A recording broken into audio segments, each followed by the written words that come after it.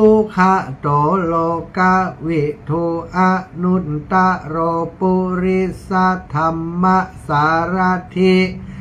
สัทธาเทวมนุษสานังพุทโธภากาวาติสวากขาโตภากาวะตาธัมโมสันทิฏฐิโกอากาลิโกเอหิปัสสิโกโอปันนญิโกปัจจตังเวทิตาโพวินโยหิติสุปฏิปันโนภะคะวะโตสาวกสังโฆอุชุปฏิปันโนภะคะวะโตสาวกสังโฆยายาปฏิปันโนภะคะวะโตสาวกสังโฆสามิจิปฏิปันโนภะคะวะโตสาวกสังโฆญาติทังจัตตาริปุริสายุคานิอัตถปุริสปุคลาเอสะภะคะวะโตสาวกสังโฆอาหุนายโยปะหุนายโยทักขินายโยอัญชาริการะนิโยอนุตตะรังปุญญเขตังโลกัสสาติกราบพระพร้อมกันเนอกราบหนึ่งพุทธังวารันตังสิรสานะมามิ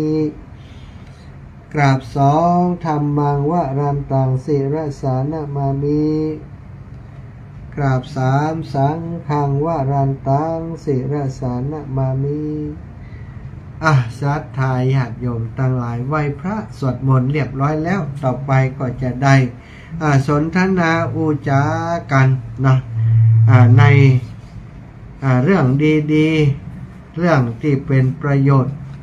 ในวันนี้เรียกว่าสารธรรมอันว่าสารธรรมนั้นอันใดที่มันเป็นประโยชน์อันใดที่มันเป็นสาระก็จะนำมาอุจากับศรัทธาญาติโยมทั้งหลายบอกว่าเป็นสาระเรื่องราวของศีลเรื่องราวของการหื้อตานเรื่องราวของการปฏิบัติธรรมต่างๆอันเป็นสาระอันเป็นประโยชน์ก็จะนำมาแบ่งปันกับศรัทธาญาติโยมทั้งหลายวันนี้เฮาพบปะกันวันที่1เนาะศรัทธาญาติโยมวันที่1เดือนมกราคม2567อันเป็นวันแรกของปี2567ศรัทธา2567มี365-66 วันวันนี้จะเป็นวันแรกนะวันแรกวันแหกเก้าคือวันที่1มกราคมศรัทธาญาติโยมทั้งหลายวันแห่งการรอคอยของหลายๆคนอยากจะฮื้อถึงปีใหม่เอารอกันจะฮื้อถึงปีใหม่บางพ่องนี้ตั้งตารอคอยอยากจะหันเข้าดาวเนาะเข้าดาวทำกิจกรรมต่างๆอนุน้องสามเณรนุวัดห้วยเกลือฝากประกาศประชาสัมพันธ์ขอเชิญร่วมเป็นเกียรติในงานอุปสมบทปอยเป็กตุจิมว่าต่อเตตุสามเณรสุพัฒน์พงษ์วงศ์นาคเณรนุในวันที่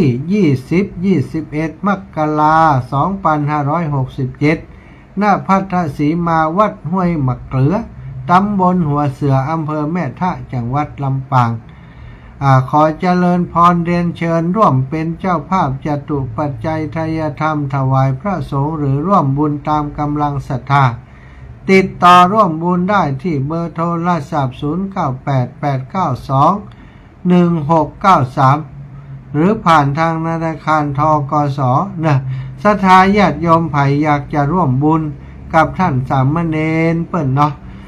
ก็เป็นสามเณรที่มีความตั้งอกตั้งใจช่วยงานครูบาอาจารย์ตะวาก็ไปปะกันที่วัดบ้านทุ่งเนาะศรัทธาเป็นเณรที่หูกรรมศรัทธาช่วยงานดีนะเปิ้นจะบวชจะอุปสมบทอาตมาหันเปิ้นทำการทำงานก็จะไปเป็นเจ้าภาพโดยเหมือนกันเนอะอยากจะไปเป็นเจ้าภาพจะปาศรัทธาญาติโยมจากต่างแม่ทะไปแอวร่วมบุญโดยเนอะวันที่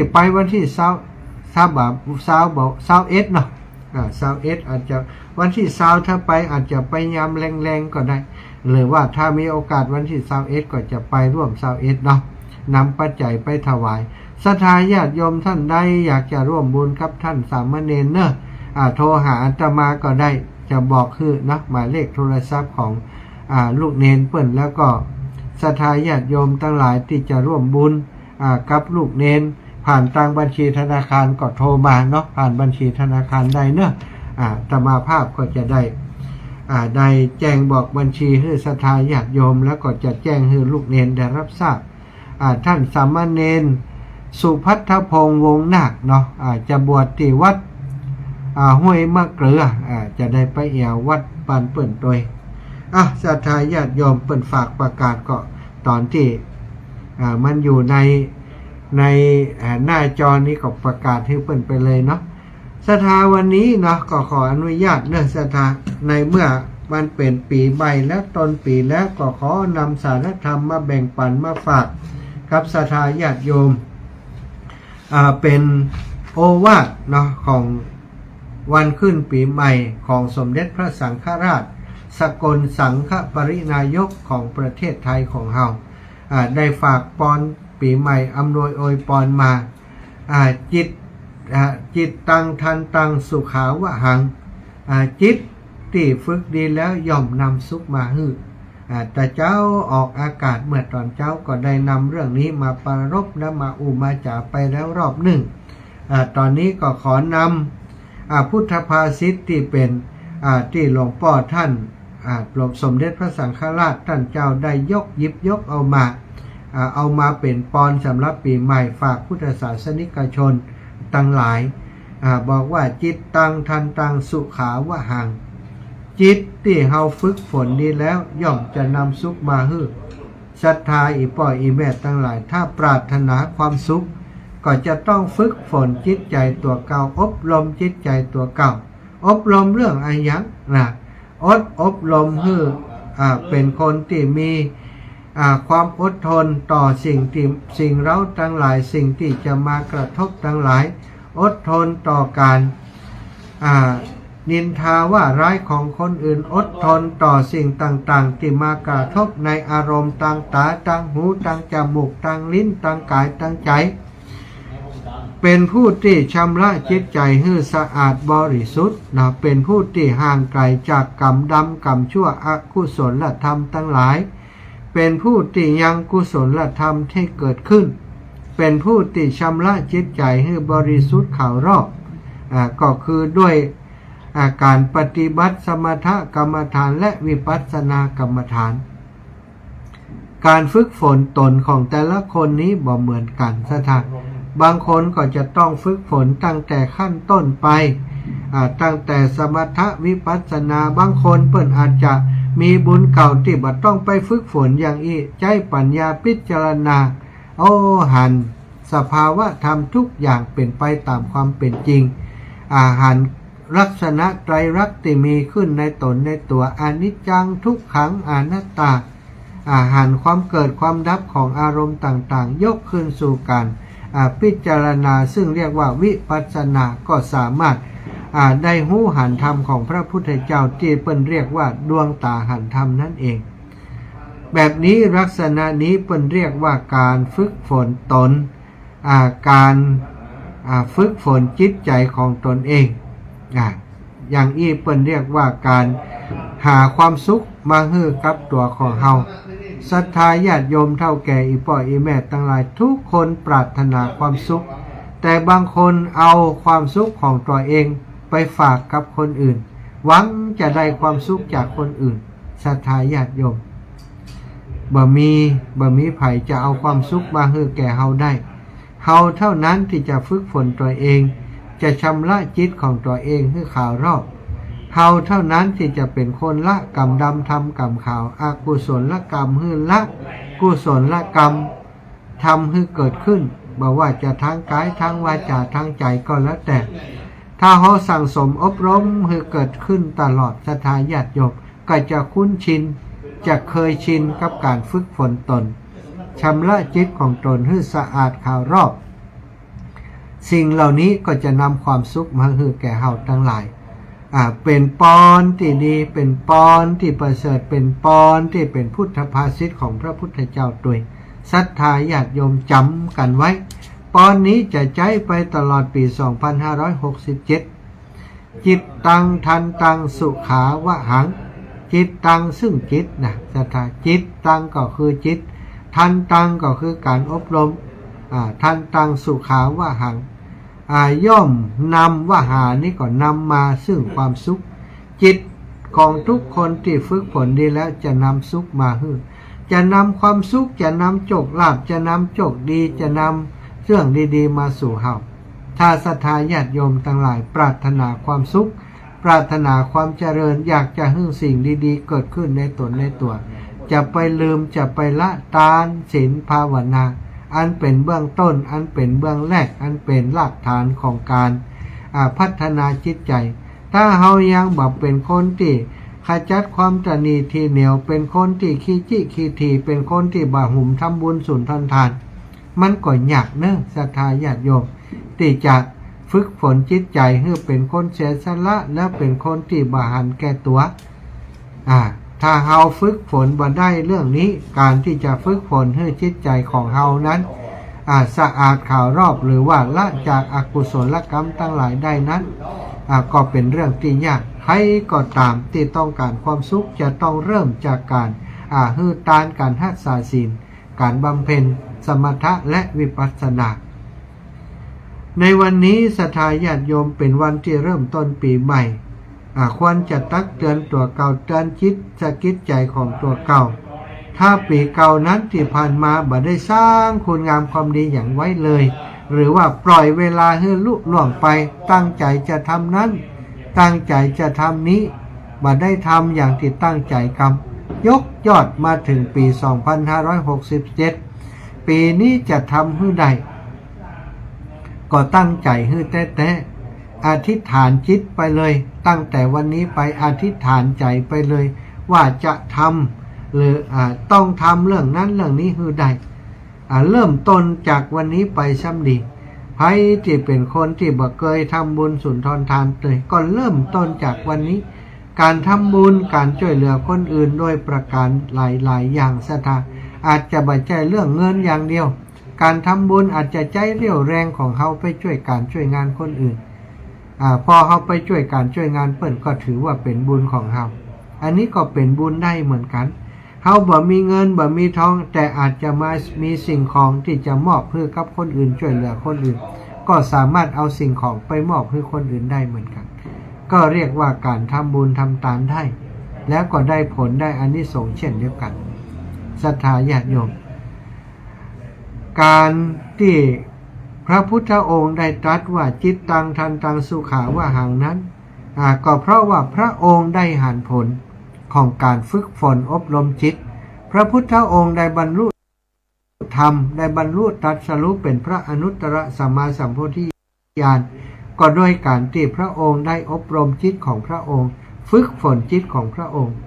พระองค์ตรัสเสมอให้สาวกทั้งหลายว่าท่านทั้งหลายจะมัวประมาทอยู่ใหญ่ชีวิตเป็นของน้อยต้องคัดเก่าต้องฝึกฝนตนท่านทั้งหลายขณะที่ไฟยังลุกอยู่บนหัวของเขาโจโลดท่านทั้งหลายจะสนุกสนานอยู่ได้อย่างใดยังบ่ฮู้ตัวเตื้อกาว่ากำลังถูกไฟไหม้เผาล้นเขาอยู่ทุกวันทุกเวลาวันเวลาผ่านไปเคลื่อนไปจบไปสูญไปสิ้นไปจากวันเป็นเดือนจากเดือนเป็นปีจากปีเป็นหลายปีซะท่าเป็น10 ปี20 ปี100 ปีมนุษย์คนเฮานั้นมีอายุบ่เกิน100 ปีที่เกิน100 ปีก็มีบัดนักเมื่ออายุเฮาน้อยอายุเป็นของน้อยเฮาเกิดมาทำไมต้องค้นหารหัสนัยของชีวิตให้ได้เฮาเกิดมาอย่างเกิดมาเพื่ออะไรหยังเพื่อกินกะเพื่อแอวกะเพื่อกามกะกินเพื่อกามเพื่อเกียรติกะศรัทธาญาติโยมเกิดมาเพื่อจะกินอย่างเดียวกะอู้ถึงเรื่องกินบางคนศรัทธาญาติโยมมีสตังนักสตังหลายกินข้าวมื้อหนึ่งขึ้นเครื่องบินไปกินที่ฮ่องกงไปกินหูฉลามไปร้านดังๆอีกวะศรัทธาใจ ใจเงินเป็นแสนเป็นล้านจะกินเหล้าทั่วไปกินบ่ได้ต้องกินไวน์ชั้นดีอีหล่ะขวดหนึ่งเป็นหลักแสนหลักล้านก็มีนะสถานบอกฮู้ทำกันได้อย่างไรคิดได้อย่างไรกินได้อย่างไรเนาะกินเข้าไปในปากนะศรัทธาญาติโยมแล้วมันถ่ายมาทางใดออกที่เดียวกันหมดนะผ่านลิ้นไปแล้วก็บอกว่ารสชาติแล้วคอลงไปลำไส้บาหันลำไส้มันบอกอร่อยจังเลยอีน่ะมันอร่อยที่ลิ้นน้อยเดียวศรัทธาลืนลงต้องไปก็เป็นอย่างแล้วลองลืนลงไปแล้วคายออกมาไปจะกินนะได้กินของเป็นราคาหลักแสนหลักล้านศรัทธาอันนี้เรียกว่าไอ้อย่างดีเป็นผู้ที่หลงเนาะหลงในชีวิตหลงในความสุขสบายหลงในรสชาติของอาหารซึ่งเป็นสิ่งที่ปรุงแต่งทำให้เฮาติดในรสชาติทำให้ติดอยู่ในโลกถ้าคนที่ฝึกฝนตนเองเปิ้นจะลดละสิ่งเหล่านี้สถานได้หู้ตันได้หันแจ่มแจ้งในจิตในใจของตัวเองอีพ่ออีแม่ทั้งหลายเฮาเป็นลูกของพระพุทธเจ้าควรจะตระหนักรู้ถึงเรื่องที่พระองค์ทรงเตือนโดยเฉพาะเงื่อนงำของเรื่องของวันเวลาเนี่ยศรัทธาญาติโยมนำมาพิจารณาให้ดีวันเวลาที่ผ่านไปนั้นเฮาไม่สามารถจะเอาอย่างคืนมาได้เลยนะจะทำดีก็ตามจะทำชั่วก็ตามสิ่งที่ทำไปแล้วก็ถือว่าได้ทำไปแล้ววันนี้จะต้องรับผลจากวันก่อนที่เฮาทำไว้วันก่อนที่เฮาทำไว้วันก่อนเฮาก็ได้ผลที่เฮาทำถ้าทำดีก็ได้มีความสุขใจในวันนั้นที่เฮาทำถ้าทำบ่ดีถึงคนอื่นจะบอกฮู้เฮาฮู้ความบ่ดีก็ติดตัวเฮามาถ้าเปิ้นฮู้เปิ้นจับได้ไล่ตันคดีความเกิดขึ้นความทุกข์ก็มาเยือนทางร่างกายทางจิตใจของเฮาสถานต่อเมื่อตายไปแล้วก็ยังไปใส่นี่ใส่กรรมในนรกแห่งศรัทธาอีป่อยอีแม่ทั้งหลายฉะนั้นควรจันตระหนักรู้ถึงคุณงามความดีสิ่งต่างๆที่พระพุทธองค์ทรงตรัสทรงสอนสมเด็จพระสังฆราชทรงนำพุทธพจน์หรือว่าพุทธภาษิตมาเตือนมาตักมาเตือนมาสอนหมู่เฮาฮื้อมันอบรมจิตใจมันคัดเกลาจิตใจเรียกว่าจิตตังทันตังสุขาวะหังก็นำไปใจเนอะนำไปบอกลูกนำไปสอนหลานและที่สำคัญสอนตัวเก่าของเฮาให้ได้อันนี้ก็ขอว่าเป็นสิ่งที่นำมาฝากในวันนี้สำหรับศรัทธาญาติโยมทุกท่านทุกคนขออำนวยพรให้ศรัทธาญาติโยมทุกท่านทุกคนที่ฟังรายการที่อาตมาจัดในทุกช่วงเวลา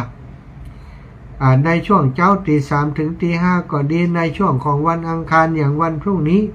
ในช่วงของ2 ทุ่มถึง4 ทุ่มในวันพรุ่งนี้ก็ดีศรัทธาญาติโยมทุกรายการที่อาตมาจัดเป็นบุญเป็นกุศลอย่างใดก็ขอให้บุญกุศลนี้เป็นของศรัทธาญาติโยมตัวก็แล้วกันโดยเฉพาะเจ้าของสถานีผู้จัดการสถานีผอ.สถานีช่างเทคนิคดีเจต่างๆที่ช่วยกันครับเคลื่อนสถานีให้สถานีของทุกท่านส่งสัญญาณไปถึงบ้านถึงจองของศรัทธาสาธุชนผู้ฟังทั้งหลายได้อย่างทั่วถึงถือว่าเป็นสิ่งที่สำคัญเป็นการร่วมด้วยช่วยกันสร้างประโยชน์เกื้อกูลเพื่อเกิดแก่มวลมหาประชาชนผู้สนใจในการฟังธรรมร่วมกันถ้าอาตมาเทศอยู่ที่นี่ศรัทธาญาติโยมจัดรายการอยู่ที่นี่บ่มีช่างเทคนิคก็สัญญาณไปบ่มีครูบาอาจารย์ส่งสัญญาณเชื่อมสัญญาณไปหาเครือข่ายคลื่นสีขาวมันก็อยู่แต่ในห้องสี่เหลี่ยมนี้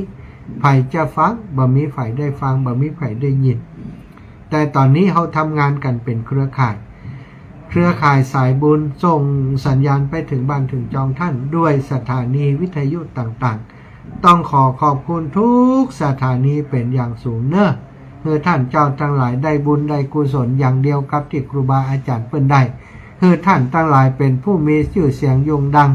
ทำอะไรอย่างก็จะไปให้มันติดคัดข้องหมองใจคือทำอย่างให้ได้สุขสบายทำอย่างก็ราบรื่นอยู่ทุกอย่างทุกประการเนอะ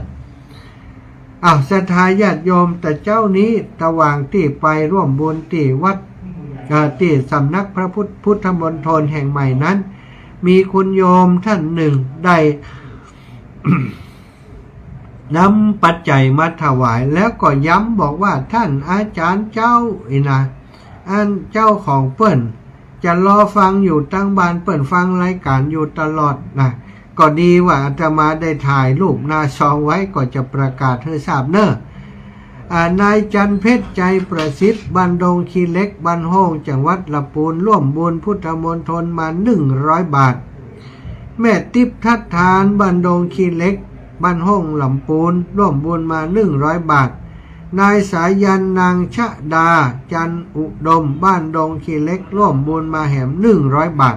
เปิ้นฝากมาอาจารย์ว่าอันประกาศให้เปิ้นจิมถ้าประกาศเปิ้นจะบ่แล้วใจ เปิ้นจะว่าข้าเจ้าบ่เอามาหอมอีนะอันนี้ก็ประกาศให้ทราบแล้วเนอะแล้วพี่น้องทางลำปางนะที่ให้หอมมาส่วนอยู่ในซองที่อาตมาประกาศไปแล้วก็เอาจ่อมในตู้เรียบร้อยแล้วก็ครูบาอาจารย์ฮับไปเรียบร้อยเอาไปรวมในกองบุญพระป่าสามัคคีที่จำนวน 400,000 บาทเป็นที่เรียบร้อยแล้วกองกลางที่ศรัทธาญาติโยมมาให้มาหอมรวมของหมู่เฮาโดยรวมของพี่น้องเมืองฝางโดยได้อยู่ 40,000 บาทศรัทธาเฉพาะส่วนที่อาตมานำมาจากลำปางก็เกือบ10,000นะส่วนตัวตัวแล้วก็ที่เปิ้นฝากให้ฝากหอมมาตัวก็พอดีว่าได้จดเอาลายหมายเอาชื่อไว้ในสมุดส่วนหนึ่งแต่ว่าส่วนที่อยู่ในซองนั้นอาตมานำไปถวายเรียบร้อยแล้วก็คงจะไปโดยอ่านมาได้แล้วเปิ่นแกะซองไปหมดแล้วสาธาก็มีพี่น้องบ้านห้องเฮ1,199แม่แก้วกันทะวัง100 บาทน้องบุญที่ลายโยธา500 บาทแม่แก้วสิงแก้ว200 บาทแม่ซิมมุนีแก้ว100 บาทแม่สุแก้วสอนศรีนุสรบ้านห้อง100 บาทแม่ตันพัดป้อมเนาะ100 บาทแม่ศรีสุรินทวงศ์300 บาทแม่ลายผาดเตจะ100 บาทแม่สายทองธัญญแก้ว100 บาทแม่ลัดดาอาการเรือน100 บาทแม่วิอินแม่สาบเสมิง200 บาทแม่ลาพรป่างิ้ว500 บาทแม่สุแก้วคำอ้วนสิโพธาราม200 บาทพ่อนานทองบ้านแม่ตอนป่าเมียงแม่ตอน100 บาทแม่นวลยอดคำปัน200 บาทแม่ทัศนีตาเทปิน100 บาทแม่กาญจนาชัยรินแม่กาญจนาชัยริน200 บาทแม่นางคำอาย200 บาทแม่เกศรไกรวุฒิ200 บาทแม่บัวลอย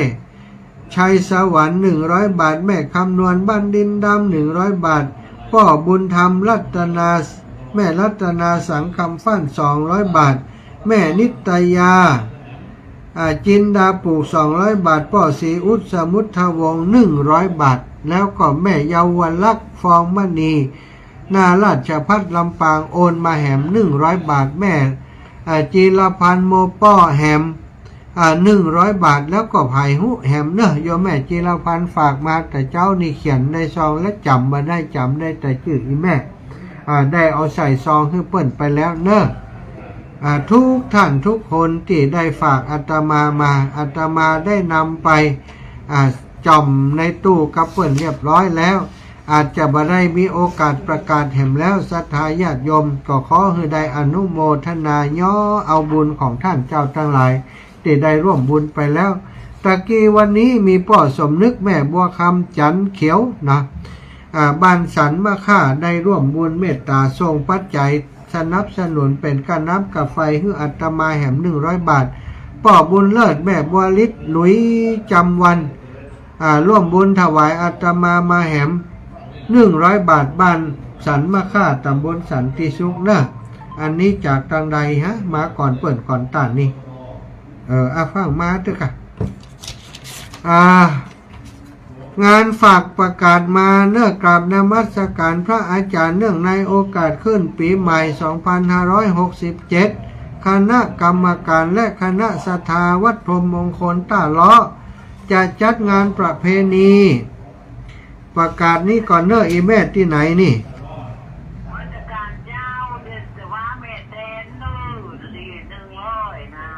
มีแล้วเอาไปหอมเพิ่มแหมแล้ว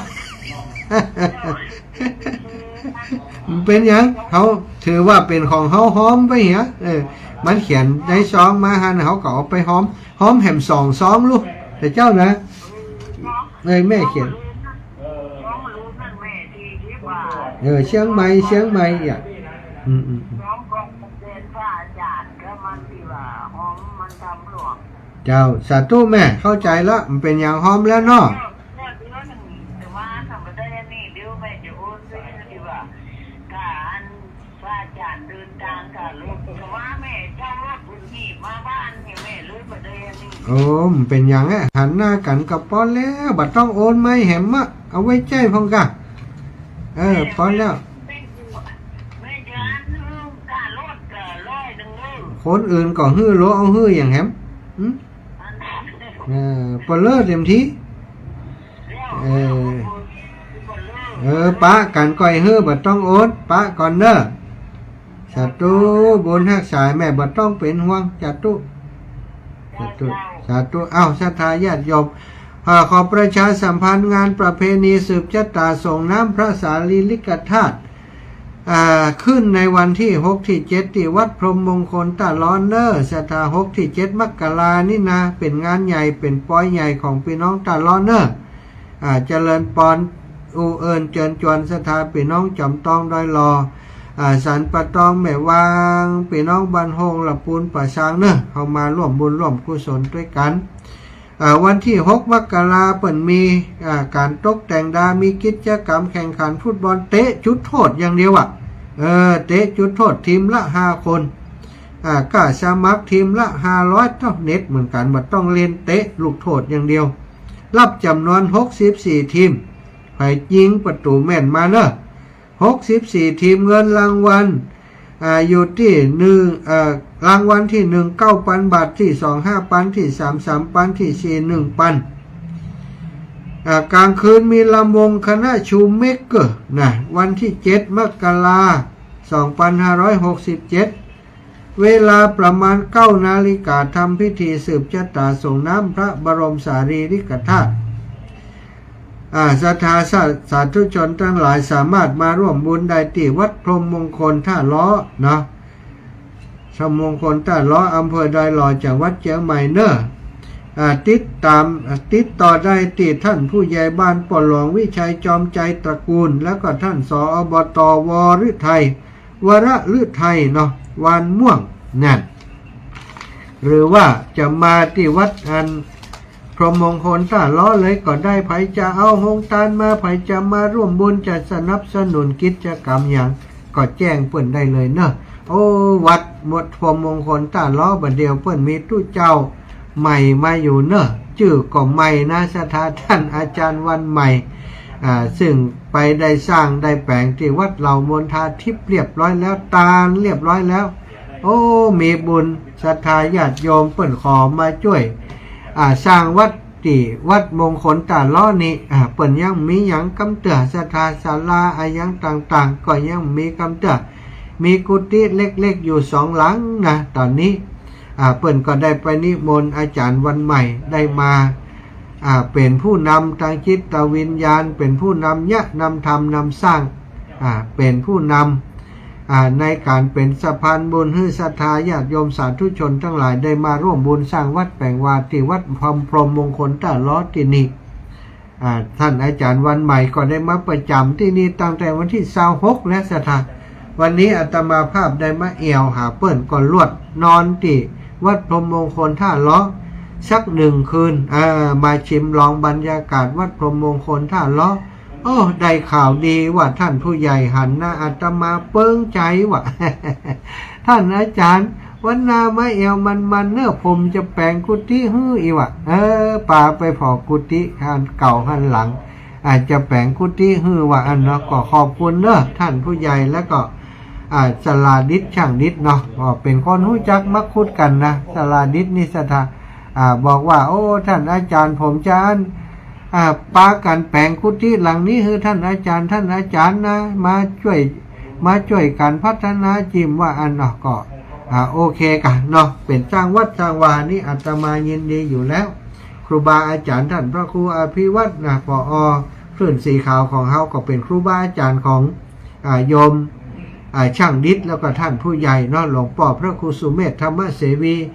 ก็เป็นครูบาอาจารย์ของช่างดิษ และคณะศรัทธาพี่น้องหมู่เฮาก็เป็นแฟนรายการของคลื่นสีขาวนะศรัทธาญาติโยมล้วนๆเลยนะติอยู่ที่นี่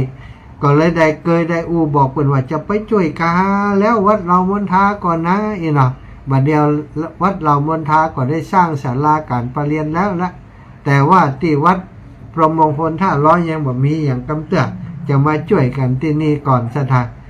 ก็บอกบุญให้ศรัทธาญาติโยมท่านเจ้าทั้งหลายได้รับทราบเนอะวันเดียวนี้อาตมาหันเปิ้นแปลงอัน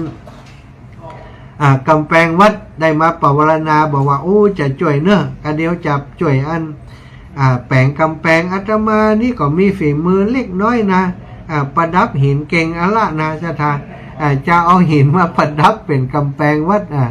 กับสลาดิษแล้วสลาดิษก็ดีกับอาจารย์ดีกับเหมาะดีนะมันไกลน้ำดีว่ะเนี่ยก็จะมาทำนะศรัทธากอยฟังข่าวนะอาตมาเดี๋ยวนี้ได้มีกุฏิอยู่ไหนเนี่ยกุฏิวัดเหล่ามณฑาหลังหนึ่งกุฏิที่อันวัดพรหมมงคลท่าล้อหลังหนึ่งเนี่ยแล้วไปพอมีห้องนอนพิเศษนะห้องจัดรายการที่วัดอันปากทางเจริญแหม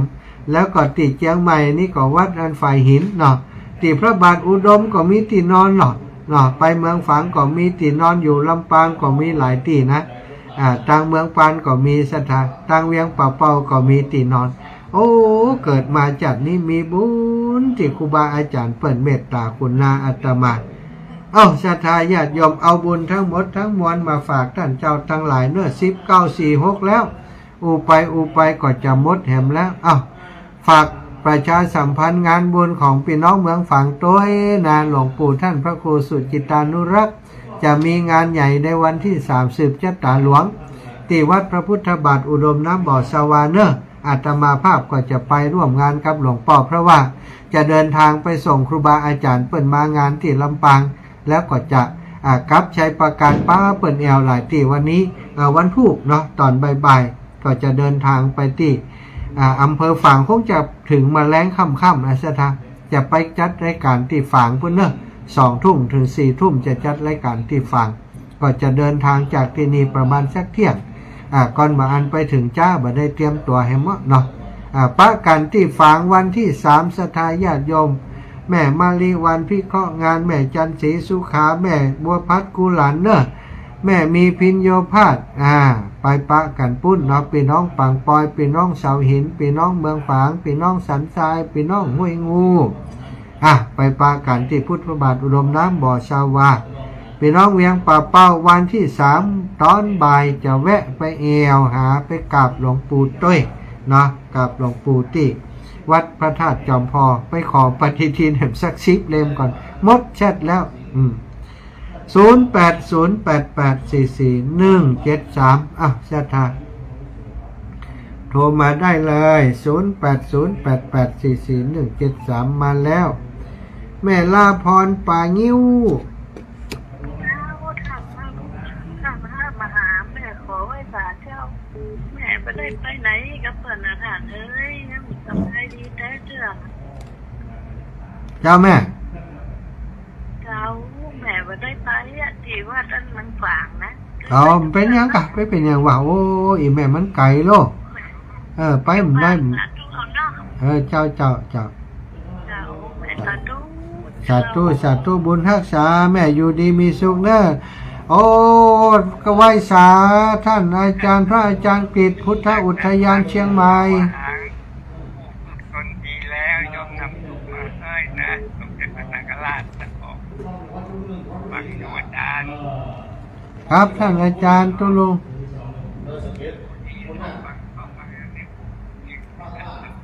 ครับผมขอบคุณครับตุลุงแม่สีทอนเจริญปอนโยมแม่เจ้าวันนี้ปีใหม่เต็มเตื้อสวัสดีปีใหม่เอาซื้อพรไปแหละสาธุขอให้แม่มีอายุมันขอนยืนหายจากพยาธิอาพาธข้อเกณฑ์เว้นภัยอยู่ดีมีสุขมีโชคมีใจเนอะสาธุฮะเดี๋ยวนี้มีไหนวัดพรหมมงคลท่าล้ออำเภอดอยหล่อวัดใหม่ที่ท่านอาจารย์วัดใหม่มาสร้างมาแปลงแห่มใหม่ที่นี่แห่มตีแม่ เป็นพระเอกไปเรื่อยๆนะ เราไปรวยๆน่ะเปิ่นเนี่ยเปิ่นสร้างที่ไหนก็ปั๊มเป้งเจยเปิ่นไปกันเนาะ เป็นพระเอก อ๋อเป็นพระร้องเป็นพระเอกบ่ได้บ่งาม มันนึกว่าไหว้มาหาแม่เลยนะ เดี๋ยวก่อนเดี๋ยวแชทไปสักวัน เออ อ้าวสาธุเอาปันกันคนน้อย แม่สุดแก้วศรีลาพรอีแม่อยู่ไหน กับมอยสาเนอท่านพระมหาเจ้า เจ้า ข้อมยำแรงนี่ได้ยินเพลงดอกบัวบูชาออกก็ดีอกดีจ่อยเจ้า โอ้มาแล้ว มาแล้วแม่สุแก้วศรีละพรสิทธิ์เตี้ยมาห้องหลับปูนได้ยินชื่นใจเด้อกับมอยสาสวัสดีปีใหม่ขอท่านพระมหามีสุขภาพสมบูรณ์แข็งแรงต่อไปตลอดปีและตลอดไปนะเจ้า สาธุเอาปอนนั่นคืนให้อีแม่เหมือนกันเนอะอยู่ดีมีสุขเนอะแม่เนอะ เจ้ากลับไว้สาเด้อสาธุแต่เจ้าก่อนทันได้โทร เจ้าโทรตันแล้ว เจ้า สาธุเจริญปอนแม่ย่านางคำอ้าย เจ้าแม่ไปฟังอยู่เนอะ เอาจะได้เสียงสีจะรับแน่ ยังรับเนี่ยกำลังเข้าห้องเดี๋ยวนี้ โอ้ยเจ้าพักผ่อนเจ้านี่ก่อมได้พักผ่อนดีอีแม่เอ้ยแต่คืนกับเปิ้นตี 1 ตี 2ถ้าบ่ได้รับเสียกำแล้วก็สักชั่วโมงน่ะแต่คืนเนี่ย คือกัน ดูล่ะคือกัน นั่งลุกนอนลุก โอ้ลูกเต่าใช่ทรงท่าสีเก่าต้อนรับปีใหม่นั่งจ้า ม่วนกันตึงตั้งเนาะ เนาะ วันที่ 3วันที่3บ่แลงอาจจะได้แวะไปพอคนงามเนอะ สาธุว่าเอ็มกำมาคนงามเนี่ย เจ้าแม่คนงามเวียงป่าเป้าแม่เรือนบ้านป่าซางป้าเรือนเจ้า เจ้าท่านหมา เจ้าแม่ วันนั้นไปได้โทรหาท่านมหา เจ้าอีแม่ดีแล้วโทรแล้วเนาะอยู่ดีมีสุขเนอะปีใหม่แล้วปีเก่าหมดไปแล้วปีใหม่แก้วมาเยือนหมู่เฮาขอให้อีแม่อยู่ดีมีสุขอายุมันขวัญยืน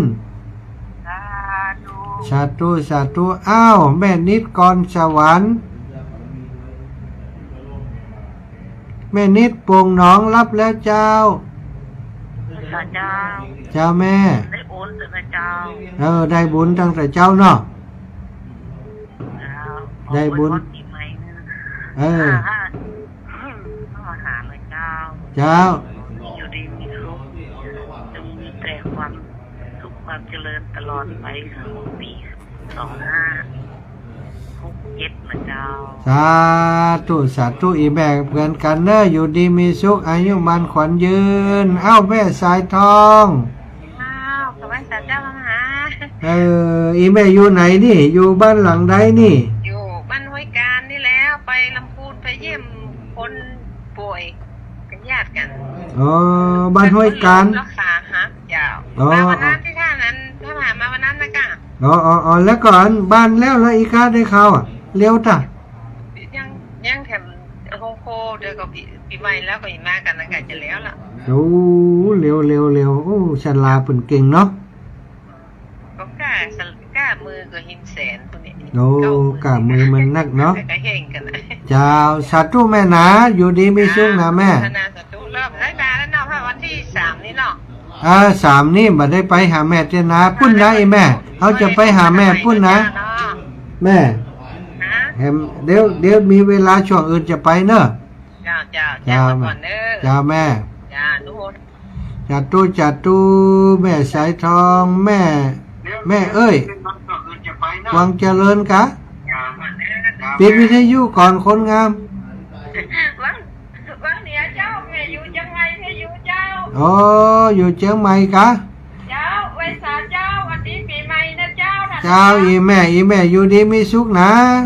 เจ้าดีขึ้นแล้วบอกแล้วเจ้าอายุมันขวัญยืนเจ้าอันรักอาจารย์เอาอันไปที่ที่เขาวังเหนือแล้วกันเจ้าวังเหนือยังได้ไปกับแต่แม่มดแชทเห็นแล้วเดี๋ยวซ้อแฮมอยู่ยังมันมดไม่ยังล่ะ เดี๋ยวจะซ่อให้ไม้หลวงปู่จะพิมพ์เพิ่มอยู่กะฮะ เจ้าก็แม่แก้เลยค่ะว่าถ้าเหมือนเอามาเอาไว้ซื้อสัก2ใบนี่แหละ สาธุอีแม่เอาไว้ไผดีตีไผดี อันแม่จะให้เปลี่ยนแม่ลองไปเอาบ้านแม่แก้วไปเอาบ้านอันสีบ้านแม่โดนะคะ โอ้ได้จะฝากไว้หันเนอะ เนื้ออันแม่นี่ใจเงินคืออย่างก่อนเรา เอาบ่ใช่เจ้าถ้ามันไปก่อน เจ้า เจ้าสาธุอีแม่ปันกันคนน้อยกับแม่เสงี่ยมแม่เสงี่ยมใจนามบ้านโป่งเตวี นักการเจ้าวันดีปีใหม่เจ้าทานเจ้า เจ้าอีแม่อยู่ดีมีสุขเนอะ มีสุขภาพแข็งแรงเนอะอายุมันยืนยาวเนอะได้200 สาวเข้าหัวตาเนอะ 200ก่อนกะ เจ้า200หลายพุ่นเนาะ อีแม่จะอยู่ด้วยเฮากะ อยู่พันวันจูเลยเคยอยู่ สาธุอีแม่ก็เหมือนกันเนอะอายุมันยืนยาวอยู่ดีมีสุขแม่ดวงดี ว่ายังไงดวงไม่ดีไปหกล้มมา หลานน้อยหนูสบายนะ ฮะเป็นยังสบาย เมื่อยนะกับ เมื่อยเหมือนร่างใครวัดเหรอ คลินิกเอาไปองยาเอาไป โอ้ เดี๋ยวนี้เป็นว่ายังแขนน้อยล่ะ เจ้าแม่อ่ะ ประเด็นนี่แต่ก่อน ฮะ ทุกวันใหม่น่ะเป็นไปอยู่ไหนก่อน ท่านวันใหม่นะกะสถานีมนต์มาขอช่วยสร้างปารามีทั้งเพศน่ะ แล้วก็จะไปอยู่พุ่นเตะกัน อยู่แตะแปลงกุฏิอย่างแล้วทั้งพุ่นมีคนแตนแล้ว วัดที่เป็นอยู่เนาะ มีคนแตนแล้ว วัดนี้งามเนี่ยมันได้แปลงเตี้ยง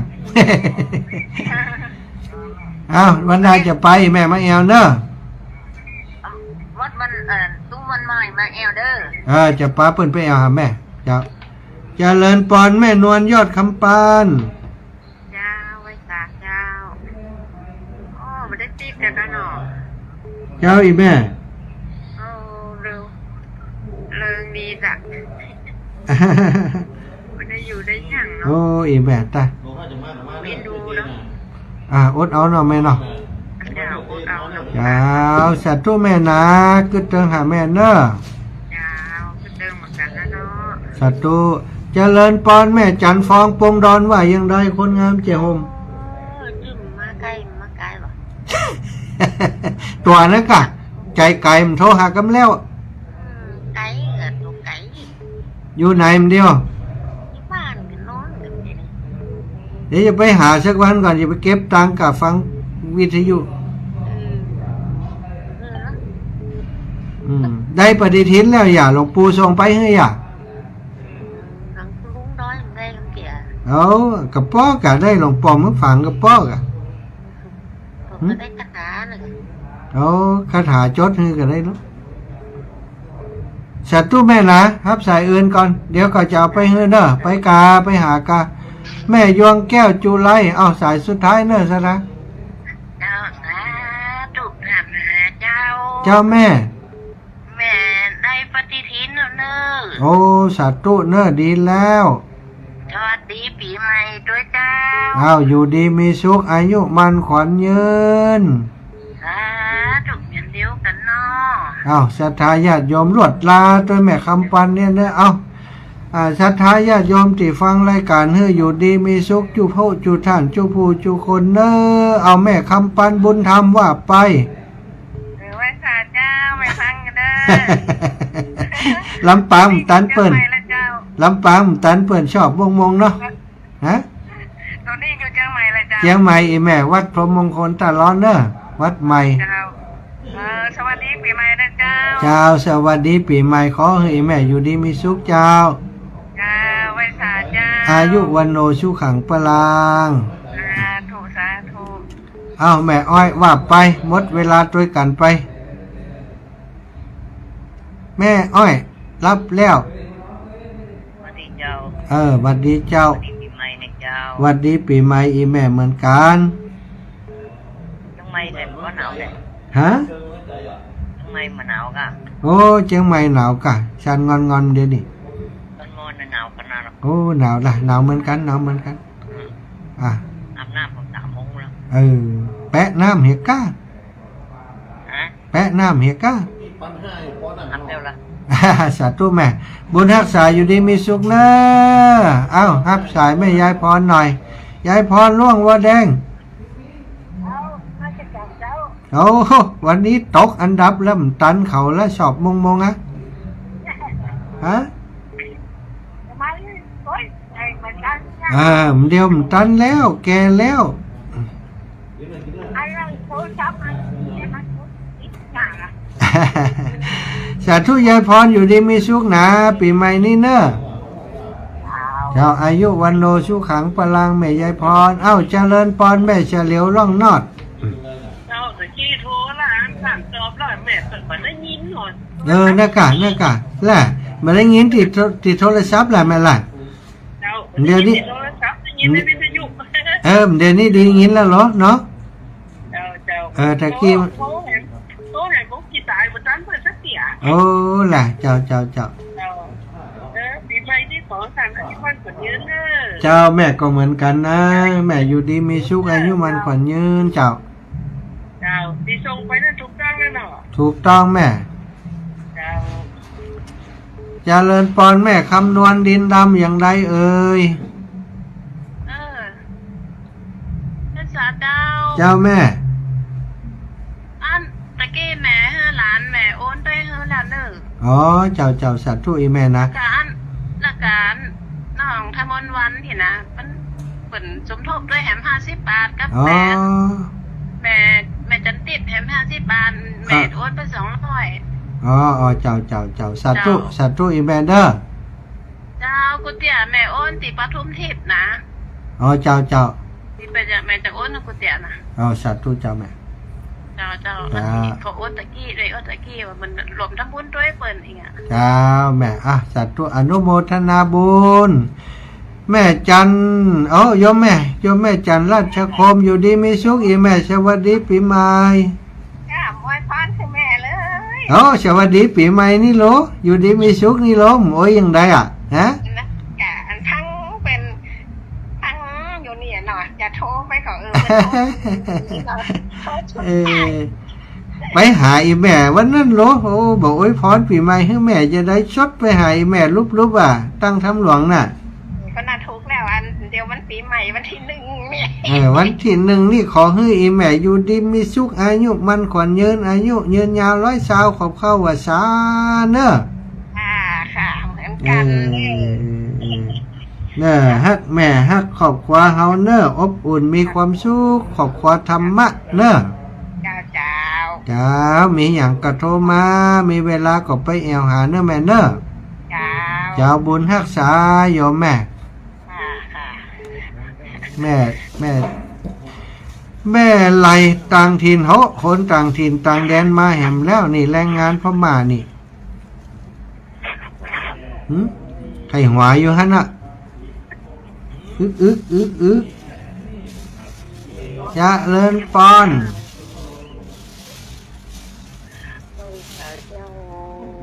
มาได้ยินดีน่ะเสียง